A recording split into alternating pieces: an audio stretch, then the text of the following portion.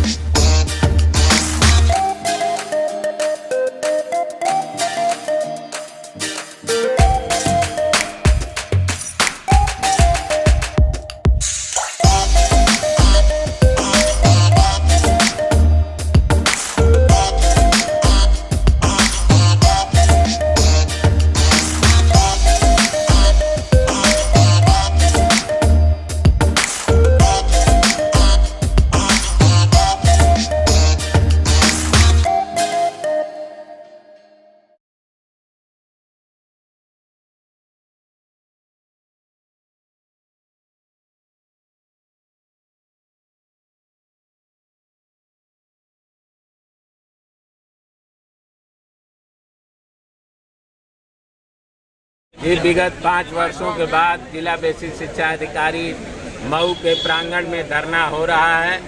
ये धरना जो है प्रदेशी नेतृत्व के आह्वान पर 15 सूत्री मांगों को लेकर हो रहा है और यहाँ जिला बेसिक शिक्षा अधिकारी मऊ से भी हमारी स्थानीय 4 मांगे हैं, जिसमें सबसे प्रथम और महत्वपूर्ण मांग है कि पूरे प्रदेश उत्तर प्रदेश में कहीं किसी भी जिले में दूरभाष से शिक्षकों की उपस्थिति नहीं ली जा रही है और मऊ जिला बेसिक शिक्षा अधिकारी कार्यालय द्वारा शिक्षकों की उपस्थिति ली जा रही है दूरभाष से, जिससे शिक्षकों को अनेक कठिनाइयों का सामना करना पड़ रहा है, तो इसे बंद किया जाए। और क्या क्या मांगे हैं विस्तार से बताइए। प्रदेश स्तरीय मांगे हैं कि 1 अप्रैल 2005 के बाद नियुक्त सभी शिक्षकों को पुरानी पेंशन दी जाए। विशिष्ट बीटीसी 2004 बैच, बीटीसी 2001-2004 बैच और उर्दू बीटीसी 2005 बैच के भी शिक्षकों को पुरानी पेंशन से आच्छादित किया जाए। उसके बाद जो है 17, 140, 18, 150 की पुराने मांग हमारी बहुत वर्षों से लंबित हैं। प्रोन्नत वेतनमान देने के लिए, पदोन्नति देने के लिए, जो 2014 के बाद नियुक्त शिक्षकों को जीवन बीमा का लाभ नहीं दिया जा रहा है, उसको फिर से चालू करने के लिए 15 मांगे, 15 सूत्री मांगे हैं। रहेगी फटे हाल ये जिंदगानी रहेगी, उठाओ उन्हें जो तुमसे है जुदा, यही एकता की निशानी रहेगी। यही एकता की निशानी रहेगी। साथियों, जब तक हम एक हैं, हमारे अंदर ताकत है, तो कोई भी शीर्ष नेतृत्व, चाहे शासन का चाहे प्रशासन का हो, निश्चित एक घुटना टेकेगा। और इसी क्रम में हम अपने बीच बैठे हुए विद्यालय आरंभ के समय शिक्षक प्रार्थना सभा, राष्ट्रगान, छात्र उपस्थिति आदि महत्वपूर्ण कार्यों में व्यस्त रहता है। इसी समय फोन कॉल नहीं उठ पाने पर भी शिक्षकों का वेतन अवरुद्ध कर दिया जा रहा है, जो सरासर अन्यायपूर्ण एवं नियम विरुद्ध है। 2 से 4 मिनट के लिए शिक्षक का वेतन अवरुद्ध कर दिया जाता है, जबकि वह पूरे दिन विद्यालय समय तक शिक्षण कार्य, विद्यालय कार्य करता है। इसलिए इस दूरभाष व्यवस्था को तत्काल बंद किया जाए। शिक्षकों का वेतन अवरुद्ध करने में 2012 की राजाज्ञा तथा वर्तमान स्कूली शिक्षा निदेशक महोदया के आदेश का पालन करते हुए न्याय संगत एवं नियमानुसार कार्यवाही की जाए। शिक्षकों की तीसरी मांग है, शिक्षकों की पत्रावलियों एवं आवेदन पत्रों को नियमानुसार सिटीजन चार्टर के अनुसार 15 दिन से 30 दिन के अंदर अनिवार्य रूप से निस्तारित किया जाए। चौथा है, शिक्षकों से मिलने एवं सुनवाई हेतु आपके कार्यालय में प्रत्येक माह दिन समय निर्धारित किया जाए। ये 4 बिंदु का मांग पत्र है जो हमें जिले स्तर पर निस्तारित कराना है। हुआ करते थे लखनऊ में खड़ी दोपहरी में मई जून के महीने में जब विधानसभा के सामने हम लोग मार्च करते हुए पहुंचे, लाखों की संख्या में हमारे नेताओं का आह्वान हुआ कि यहीं बैठ जाइए, और खड़ी दोपहरी में पिच रोड पर तपती दोपहरी में हम सब बिना कुछ सुने समझे बैठ गए वहां पर। और बैठने के बाद घंटों प्रशासन हिलता डुलता रहा और हमारे नेता वहां कहते रहे कि ये गूंगा बहरा प्रशासन कभी सुनता है, जब ये रोड की गर्मी, पिच की गर्मी सर तक पहुंचेगी और तभी ये सरकार हिलेगी। और ये सब करके पुराने नेताओं ने अपने संघर्षों के बल पर दिखाया। साथियों, इस बात को समझने की जरूरत है कि जब हम इस संघर्ष के स्वर्णिम दरी पर बैठकर अपना पसीना बहाते हैं, तो यही हमारे लिए मंगलमय भविष्य तैयार करता है। अभी कल हमने कुछ 2-4 लाइनें अपने भाव प्रस्तुत किए आप लोगों को कुछ सोशल मीडिया से। हम चाहते हैं कि संगठन में एक अध्यक्ष हो गया, एक मंत्री हो गया, वो अल्लाह दिन का चिराग हो गया, हम जो भी इससे इच्छा करेंगे वो मिल जाएगा। ऐसी बात नहीं है साथियों, उसके पीछे बल दिखना चाहिए, बल दिखना चाहिए। यहाँ जो शासन प्रशासन में बैठे हुए लोग हैं, उनके लिए न्याय, नियम, नैतिकता बहुत दूर की बात हो चुकी है। साथियों, इस बात को समझने की बात है।